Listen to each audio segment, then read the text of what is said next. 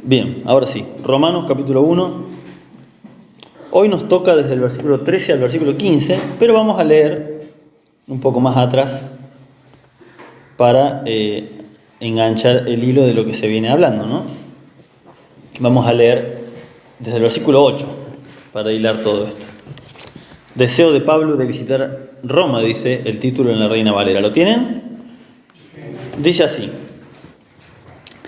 primeramente, doy gracias a mi Dios mediante Jesucristo con respecto a todos vosotros, de que vuestra fe se divulga por todo el mundo, porque testigo me es Dios, a quien sirvo en mi espíritu en el Evangelio de su Hijo, de que sin cesar hago mención de vosotros siempre en mis oraciones, rogando que de alguna manera tenga al fin, por la voluntad de Dios, un próspero viaje para ir a vosotros, porque deseo veros para comunicaros algún don espiritual a fin de que seáis confirmados. Esto es, para ser mutuamente confortados por la fe que nos es común a vosotros y a mí. Hasta ahí dio el pastor la semana pasada, ¿no? Dice, versículo 13, pero no quiero, hermanos, que ignoréis que muchas veces me he propuesto ir a vosotros, pero hasta ahora he sido estorbado, para tener también entre vosotros algún fruto como entre los demás gentiles. A griegos y a no griegos, a sabios y a no sabios, soy deudor. Así que en cuanto a mí, pronto estoy a anunciaros el Evangelio también a vosotros que estáis en Roma. Amén. Bueno, continuamos, como les decía, con la carta de los Romanos. Una carta que empezó, como vimos los primeros versículos, con un saludo, con una presentación bastante majestuosa, podríamos decir, en cuanto a lo que es doctrina bíblica. Aún el saludo inicial está impregnado, como vimos, de doctrina fundamental de la palabra de Dios, y continuaba a partir del versículo 8 hasta el 12 con gratitud a Dios. Continúa Pablo, recordemos que esto es una carta, ¿no?, escrita por Pablo, pero claramente inspirada por el Espíritu de Dios. Continuaba del versículo 8 al 12 con gratitud a Dios, y fíjense, con una expresión de los mejores deseos de Pablo hacia la iglesia que está en Roma. Pero en el versículo 13, que es donde nos atañe el día de hoy, y ahora vamos a leer nuevamente a continuación, en el versículo 13 Pablo hace una aclaración, ¿sí? Hace una aclaración muy importante que al leerla te das cuenta, al estudiarla más que al leerla, porque cuando uno la lee de paso a lo mejor se pasa por alto, pero cuando prestamos atención, esta aclaración que hace es literalmente, ¿saben qué es? Es un cachetazo de realidad para ciertas doctrinas falsas que han ingresado en la iglesia, ¿sí? Hay un par de doctrinas que reciben un golpe, podríamos decir santo, ¿no?, de parte de Dios, con solamente esta aclaración que hace Pablo. Una de esas doctrinas que ha entrado en la iglesia y que claramente acá queda derrumbada por el piso es la doctrina de la confesión positiva, ¿sí? Y la otra es la de la positividad mental. Son dos distintas. La doctrina de la confesión positiva es que la doctrina esa que dice que si todo lo que vos declarás, Dios lo va a cumplir, ¿sí? Y que vos tenés que llamar las cosas que no son como si fueran, tergiversando versículos que nada que ver, no está hablando de eso. Eso suele darse en iglesias con una doctrina torcida. Pero también, sin darnos cuenta, aún en las iglesias de sana doctrina, hay otra doctrina también que es del mundo, que se ha metido en las iglesias, que es la de la positividad mental, y se la confunde con la doctrina de la fe. ¿Qué significa esto de la positividad mental? No sé si han escuchado o lo han dicho, porque yo lo he dicho. Pasa algo y llegamos a decir, en el nombre de Jesús todo va a salir bien. Eso suena muy bien y a veces lo decimos con fe en Dios, pero lo cierto es que cuando analizamos eso que decimos, muchas veces en realidad estamos confiando en que estamos poniendo buena voluntad nada más de nuestra parte para algo malo que está pasando, pero no estamos esperando que Dios haga su obra, sino efectivamente estamos esperando que las cosas salgan bien, ¿no? La fe en Cristo, la fe bíblica verdadera, no es esperar que las cosas salgan bien. La fe en Cristo es que a pesar de que salga como salgan las cosas, Dios tiene el control. La fe bíblica, más que, el Señor va a proveer y a prosperarme en este día, más que eso, es todo lo que me pase en este día va a ser para la gloria de Dios, me guste o no me guste. Y esa es una fe bastante más madura y difícil de sobrellevar, porque a todos nos gusta que nos salgan las cosas como nosotros queremos. ¿Es así o no es así? Fíjense, y eso lo tenemos nosotros, que nos consideramos de sana doctrina, pero muchas veces confundimos nuestros buenos deseos, los confundimos con fe. La fe más parecida a la fe real y verdadera era la fe de Abraham, cuando Dios le dice que vaya y le entregue a su hijo en sacrificio, y Abraham no entendía el porqué, y era su único hijo. ¿Cómo es esto? No lo entiendo, pero fue y obedeció y no cuestionó nada. ¿Sí? Y no era lo que él quería realmente. La fe más parecida a la fe verdadera era como la reacción que tuvo Job al perder todos sus hijos muertos, aplastados por una casa, al perder todos sus bienes robados por los vecinos, ¿cómo se llama? Destruyeron, en una tormenta destruyó todos sus bienes materiales, vinieron de otros lados y se robaron todo el ganado, lo dejaron totalmente desnudo en cuanto a lo material y encima a lo familiar, porque perdió todos los hijos que tenía en un accidente, todo en un mismo día. Y su reacción no fue pensar, en que el Señor tiene las mejores, a lo mejor esto de alguna forma va a resultar para bien. No, su reacción fue humillarse delante de Dios y decir, desnudo vine a este mundo y desnudo me voy a ir, sea el nombre de Jehová bendito. Es una reacción muy distinta a una positividad. ¿Qué puedes ver de positivo en que murieron todos tus hijos? No se puede ver algo positivo. Pero lo que Job entendió es que no entendía el por qué pasaba, pero la gloria se le iba a llevar Dios igual porque él no era nada delante de Dios.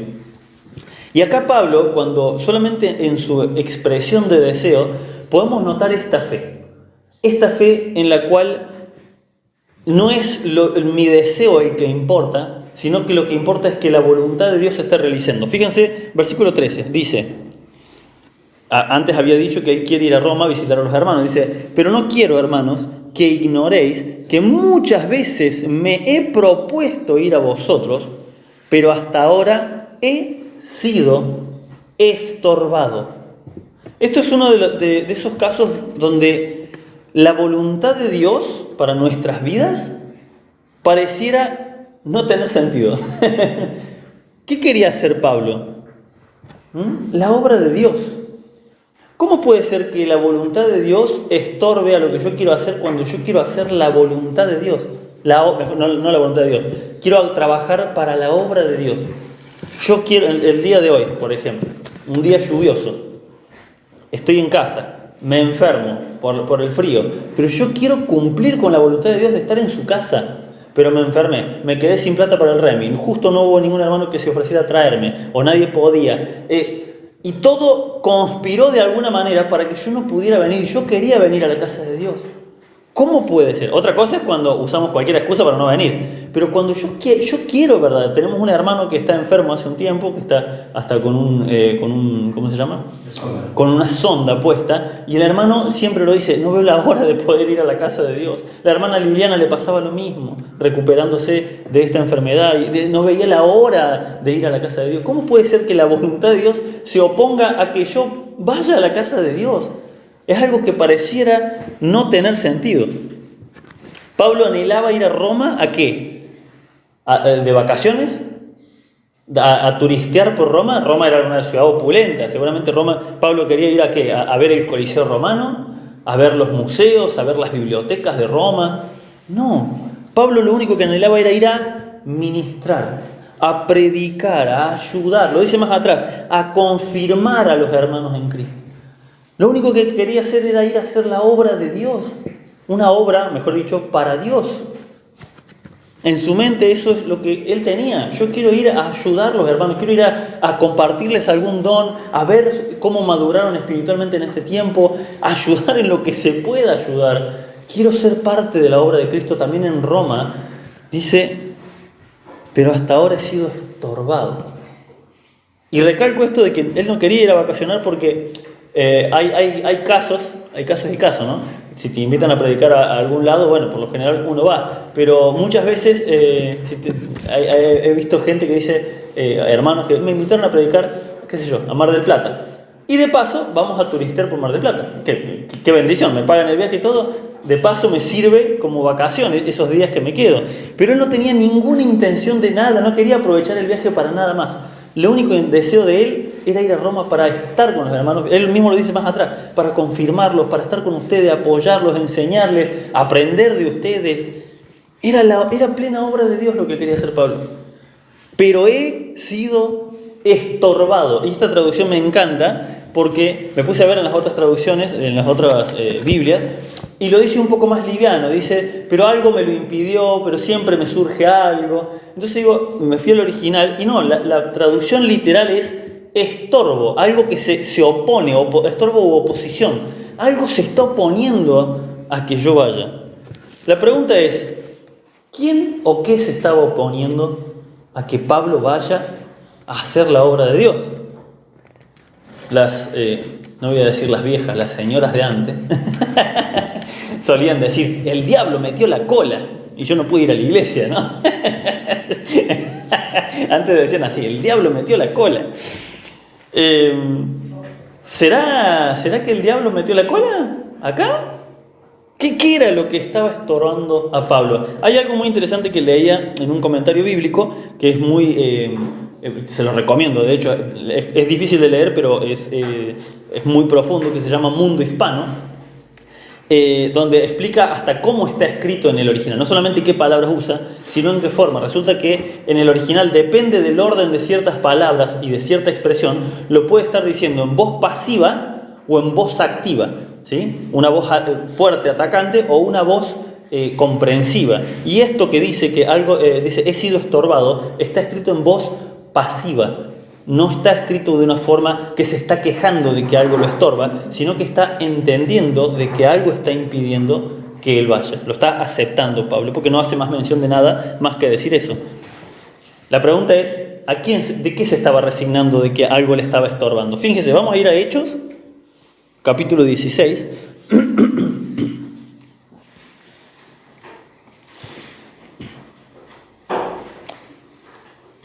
En Hechos capítulo 16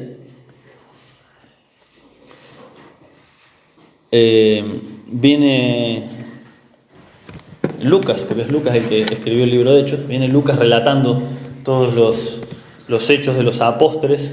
Me gustó una vez una profesora de Instituto Bíblico nos decía, este libro en vez de llamarse Hechos de los Apóstoles debería llamarse Los Hechos del Espíritu Santo por medio de los apóstoles, porque el que actúa es el Espíritu de Dios, ¿no? Pero bueno, es un título que nos quedó en español a nosotros.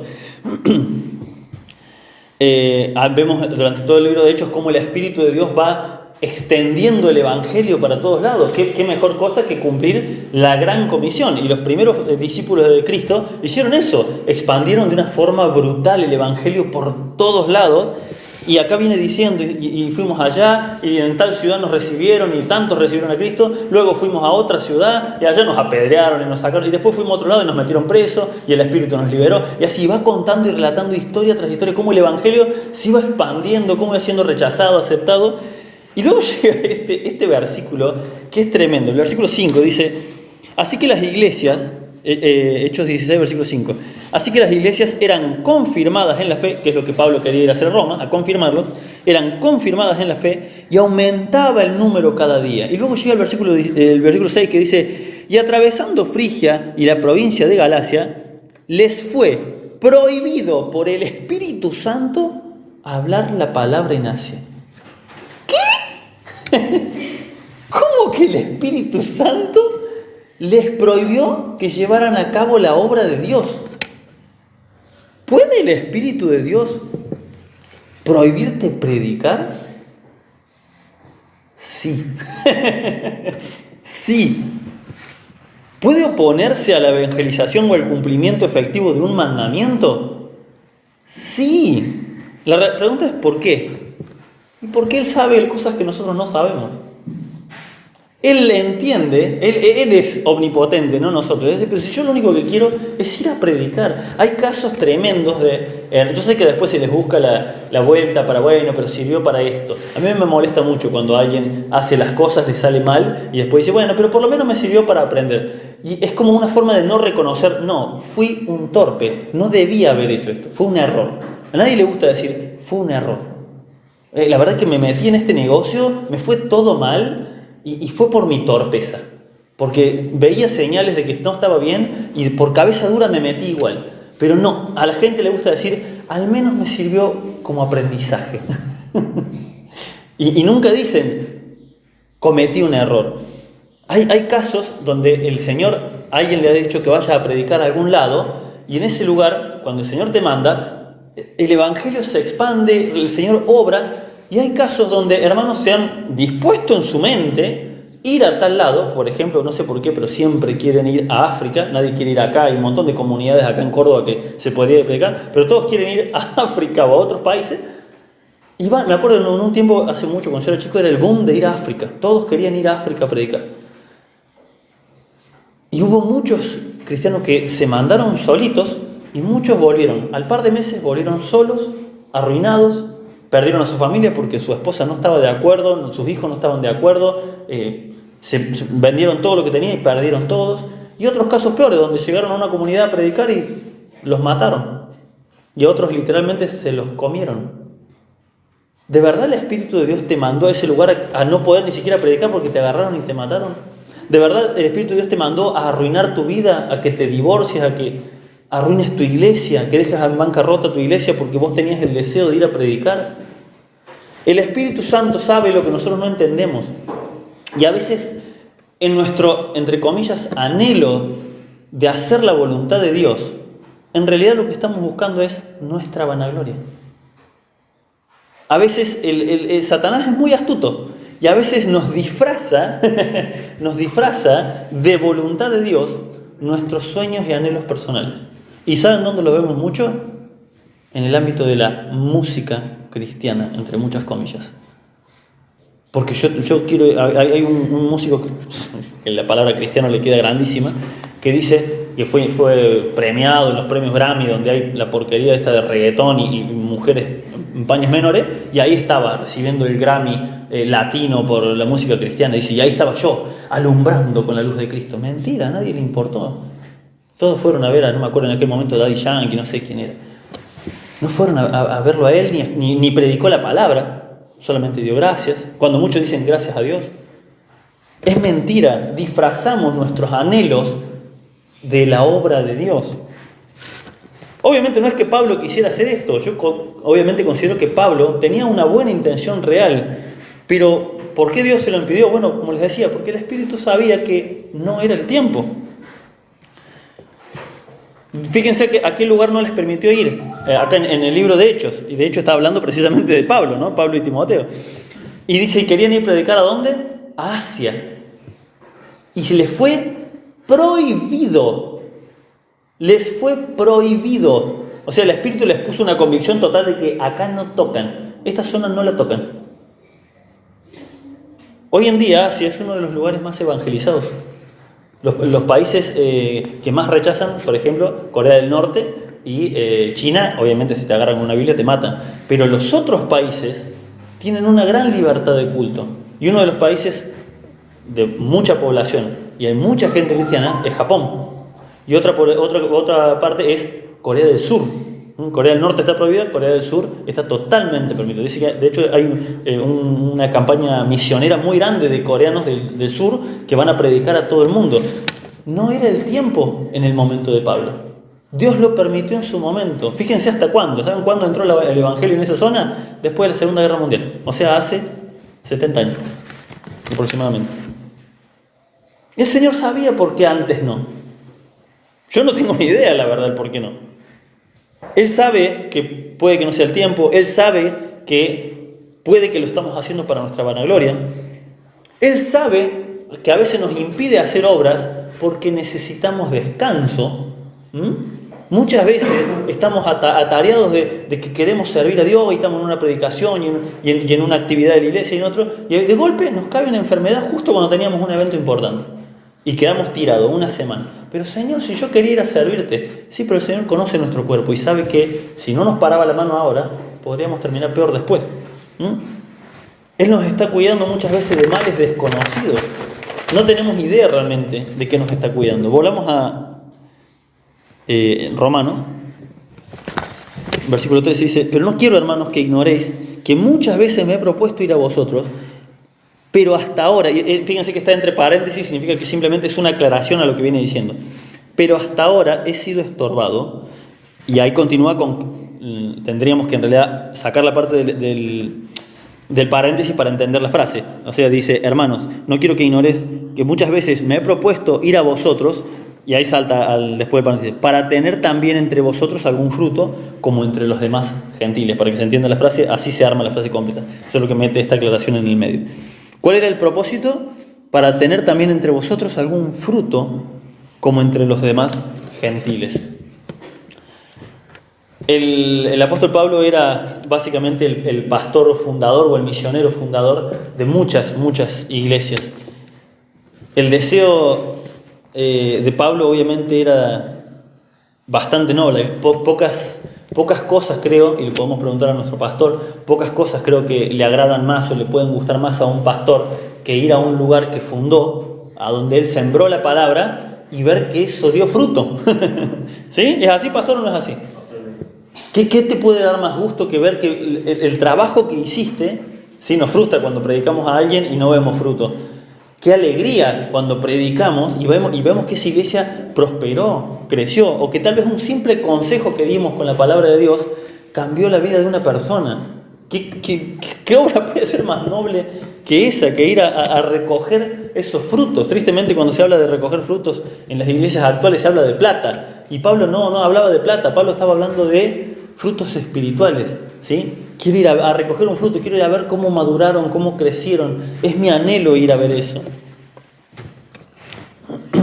Esto nos muestra que nuestras mejores intenciones no pueden torcer la voluntad de Dios. Le servimos nosotros a Él y no Él a nosotros. No está Él a nuestro servicio, ¿sí? Somos nosotros los que deseamos, los que debemos disponer nuestra vida, disponer nuestro tiempo para servirle a Él como Él quiere. Fíjense que una cosa que yo quería hacer aquí y que todavía sigue en planes es el tema de la alabanza. Yo, desde que hace cuántos años, pastor, que estoy acá, usted que sabe mejor que yo, 7 años ya, 7 años.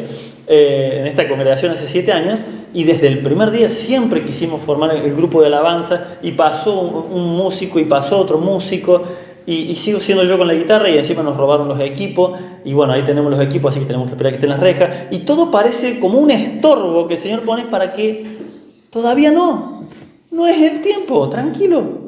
Yo sé cuándo es el tiempo, dice el Señor, pero si es para servirte, Señor. Quiero brindarle, el pastor solamente sabe mis locuras con la música, quiero brindarle lo mejor, no quiero hacer algo así nomás, no me gusta hacer las cosas así nomás. Me gusta brindarlo de la mejor manera posible, con buen sonido, con buena calidad. Y tengo las herramientas en casa, pero no se ha podido. Todo ha estorbado, Dios ha estorbado, para que no. Leamos el versículo 14 y 15, dice: a griegos y a no griegos, a sabios y a no sabios, soy deudor.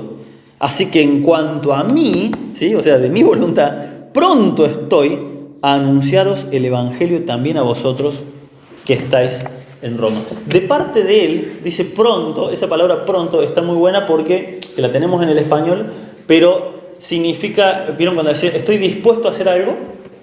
Una cosa es estar dispuesto, pero otra cosa es estar disponible, ¿sí? Yo estoy dispuesto a veces a hacer gimnasia, pero mi cuerpo no está disponible, está cansado, ¿sí? Mi mente, mi corazón quieren ejercitarme porque lo necesito, pero mi cuerpo no puede. Por más disposición de mi corazón, el cuerpo no avanza. No solamente hay que estar dispuesto a hacer las cosas de Dios, sino que hay que estar disponible, ¿sí? Nuestro corazón para hacer las cosas de Dios. Y la palabra pronto, estoy pronto, significa ambas cosas.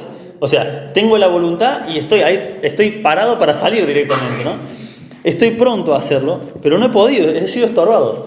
Y el versículo acá, clave, el 14 dice: a griegos y a no griegos, a sabios y a no sabios, soy deudor. ¿A qué se refiere con griegos primero? Los romanos, recordemos que le está hablando a la iglesia en Roma. Los romanos son los que estaban gobernando en ese momento en toda esa área, ¿no? El Imperio Romano fue precisamente uno de los más grandes de la historia. pero él estaba específicamente queriendo ir a la ciudad de Roma.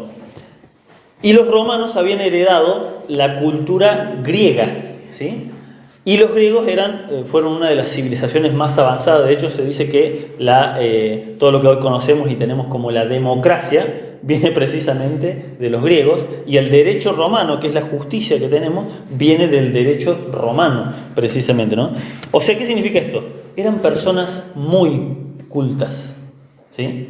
Una de las zonas más difíciles de predicar era precisamente Roma, porque eran gente que se consideraban a sí mismos muy sabios.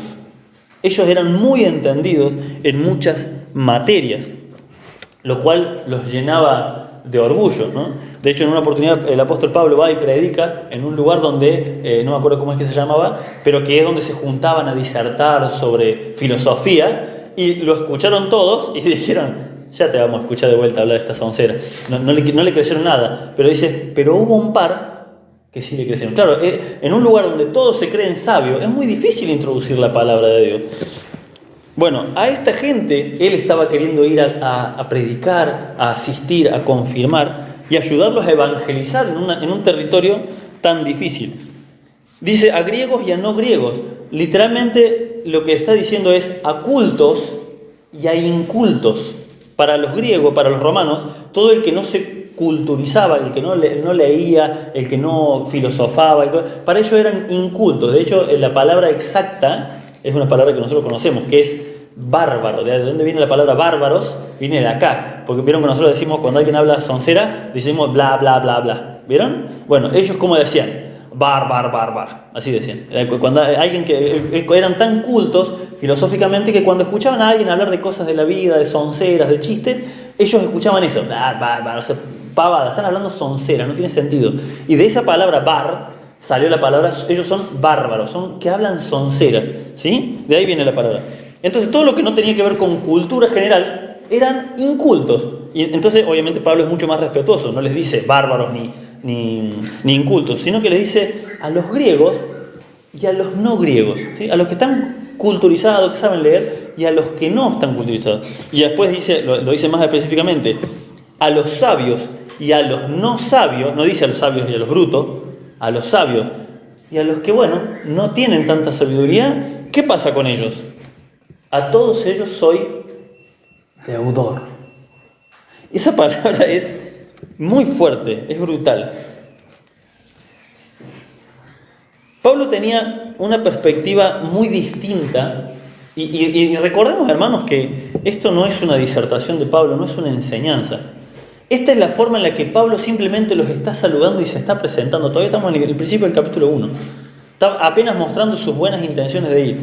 Pero aún en su forma de expresarse podemos ver a un hijo de Dios sabio y maduro, solamente en su forma de saludar. Dice a los griegos y a no griegos, a los sabios y a los no sabios, yo les debo. ¿Qué les debe? Pablo tenía una perspectiva muy distinta a la del apostolado. Él era el apóstol Pablo, ¿no? Y tenía una perspectiva del apostolado muy distinta a la que se tiene hoy, ¿sí? ¿Qué se piensa hoy del apostolado? Hoy en día muchos se autonombran apóstoles porque dicen que ser apóstol es mayor que ser pastor, ¿no? Es un rango que se dan a sí mismos. Pero la palabra apóstol significa enviado, significa mensajero, o en una traducción creo que más exacta sería como delegado, como embajador, ¿no? Que va en nombre de alguien más. ¿Quién es más importante? ¿La persona que te envía o el que envía el mensaje? Obviamente el que envía el mensaje, la persona que envía el mensaje es la importante y no el mensajero. Pablo entendía esto. ¿Y qué era el mensaje que él llevaba? El mensaje del Evangelio.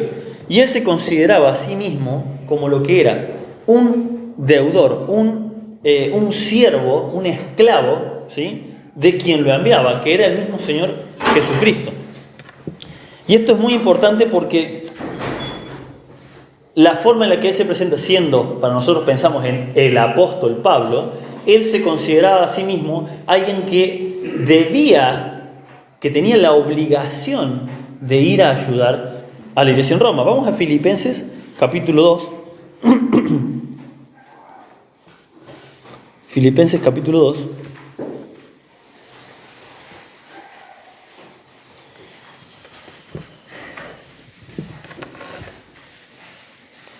¿Quién escribe Filipenses? El apóstol Pablo, también, a la iglesia que estaba en Filipos. Y fíjense cómo les dice. Filipenses capítulo 2, versículo 3. Dice: nada hagáis por contienda o por vanagloria, antes bien con humildad, estimando cada uno a los demás como superiores a sí mismo. Pablo acá lo estaba escribiendo a los filipenses. Ahora, en la carta de Romanos, Pablo lo estaba mostrando. Yo soy deudor de ustedes. Fíjense que esto de entender el rol que cumplía él como apóstol, ¿sí? Él no era más que un enviado, un mensajero de Dios para llevar la palabra.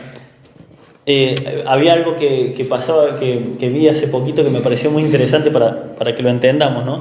Cómo se cambian los roles del pastorado cuando se ve al pastor toda la vida. Yo lo vi al pastor como la mayor autoridad dentro de la iglesia, porque me había tocado estar en una iglesia donde el pastor decía algo y nos callamos la boca y hacemos caso. Y obviamente el rol del pastor estaba distorsionado, porque el pastor está precisamente para pastorear a la iglesia, para servir, para ayudar, para consolar, para estar ahí con los hermanos en Cristo, no para dar órdenes desde arriba, ¿no? El pastor, el que está acá enfrente, que soy yo, el que está predicando, el evangelista, el maestro, estamos para servirlos a ustedes, hermano. No somos mayores que ustedes. Y cada predicador se tiene que estimar a sí mismo como inferior a los demás. Dice, estiman en Filipenses, estimemos a los demás como superiores. Entonces yo los tengo que ver a ustedes como que están por encima de mí en rango. No es que lo estén ni que yo esté por encima de ustedes, pero Dios nos dice, eso es lo que yo quiero. Míralos a los demás como si vos le debieras a ellos y no ellos a vos. Hay algo muy interesante que me vino como ejemplo. Veía un meme, se le llama ahora, estos chistes en internet, estas imágenes con algún escrito que da gracia, que decía, las empleadas de una perfumería, o los empleados de una perfumería, que cobran el mismo sueldo que vos.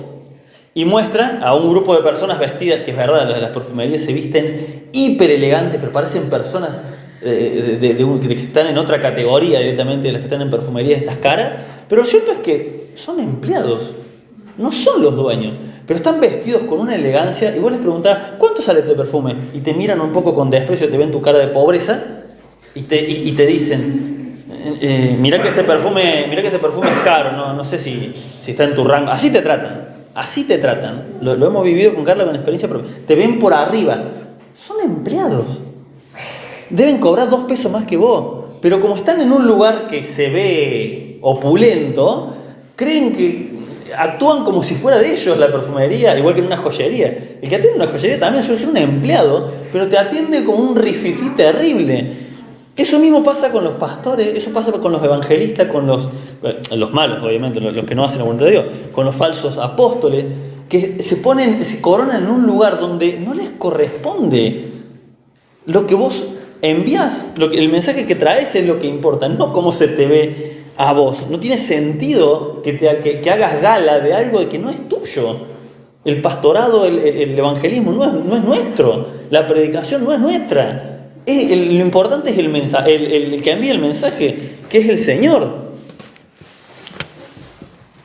¿Y por qué Pablo se consideraba un deudor? Dice yo a los griegos, o sea, a los cultos, pero también a los incultos, a los sabios y entendidos, pero también a los pobres que no han tenido educación. De todos esos, dice, yo soy deudor. Yo les debo a él. ¿Por qué dice esto Pablo? Fíjense, vamos a Mateo capítulo 10, palabras de nuestro Señor Jesucristo, nada más y nada menos.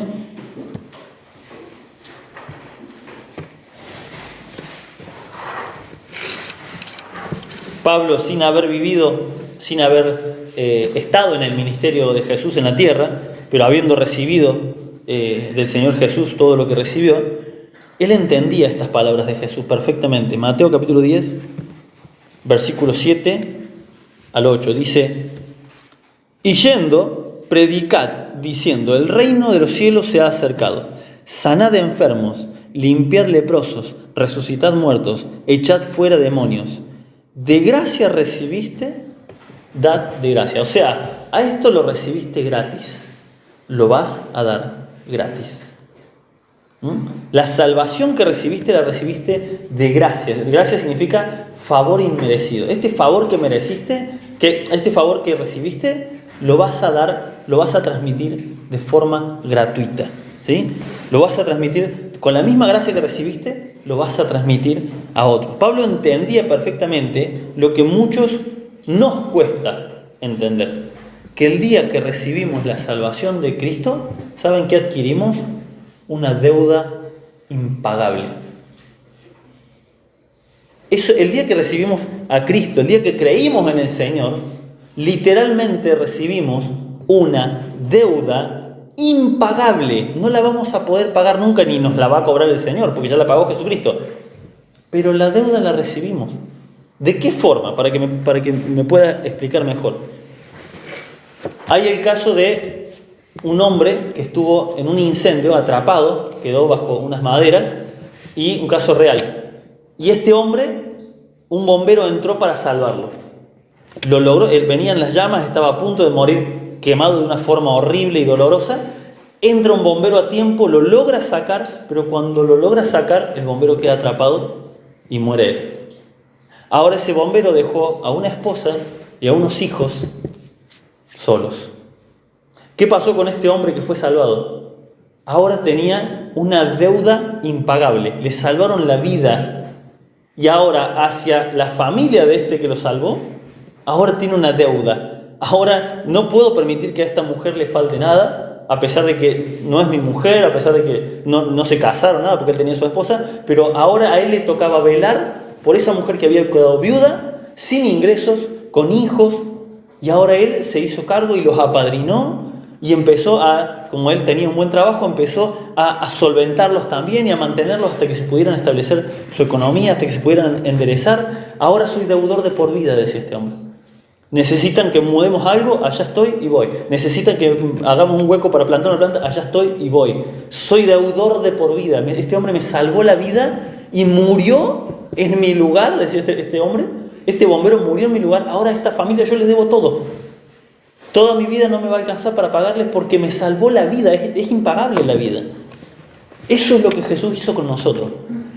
Nos hizo acreedores de una deuda tan grande que no la vamos a poder pagar nunca, pero ahora tenemos a la familia en Cristo a la cual somos deudores. ¿Se entiende? En ese sentido Pablo lo decía. Ahora, la salvación que recibí es tan grande que no me queda otra que devolverles el favor a los hermanos en Cristo yendo hasta allá y predicarle, dando lo mejor de mí, enseñando, abriendo las puertas de mi casa para cuando quieran vengan a mi casa, las puertas de mi casa, abriendo las puertas de mi auto, como por la gracia del Señor hacen muchos hermanos en esta congregación, a que voy y te busco. Sí, ¿a dónde viví? ¿La otra cuadra? No importa. A mí la verdad que esta congregación eso me ha sorprendido. De hermanos, pero hermano, te queda contramano, yo te espero ahí en la ruta. No, yo voy hasta tu casa. ¿Por qué? No sé, porque lo sienten en su corazón.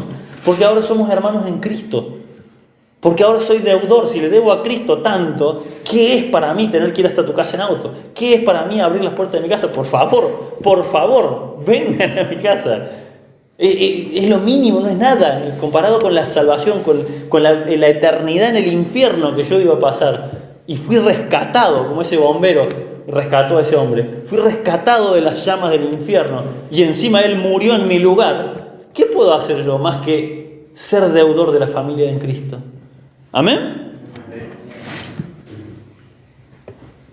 La forma, y volvemos ahora y ya con esto terminamos, volvemos a que esto solamente es Pablo presentándose.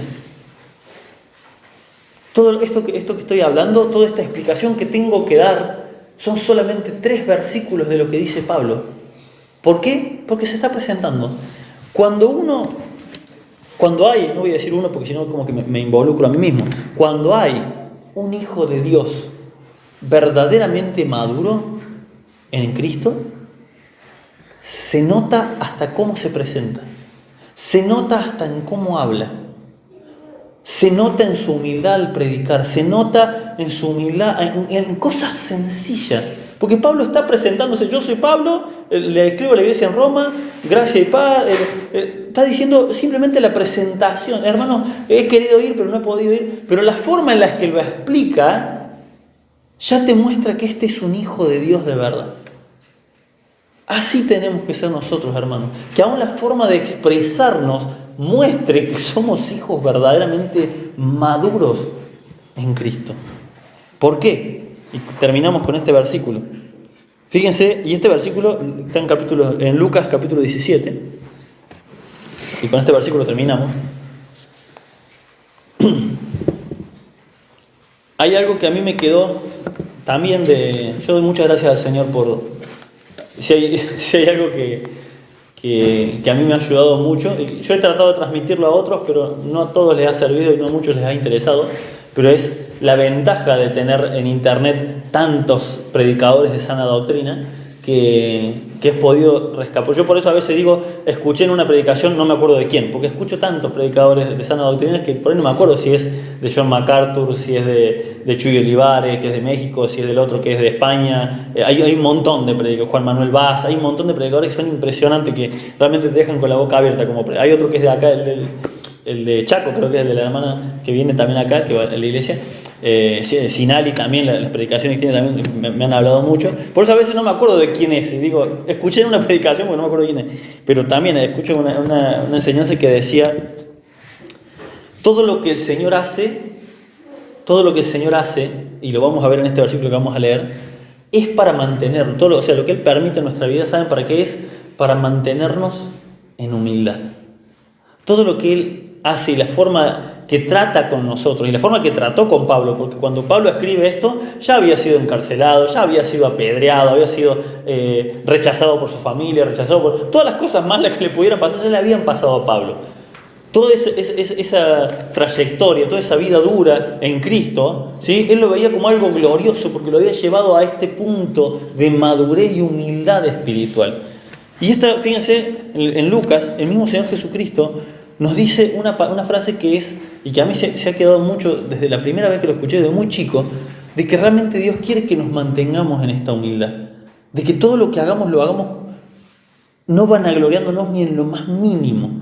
Lucas capítulo 17, versículo 10, dice: así también vosotros, cuando hayáis hecho todo lo que os ha sido ordenado, decid: siervos inútiles somos, pues lo que debíamos hacer hicimos. ¡Wow!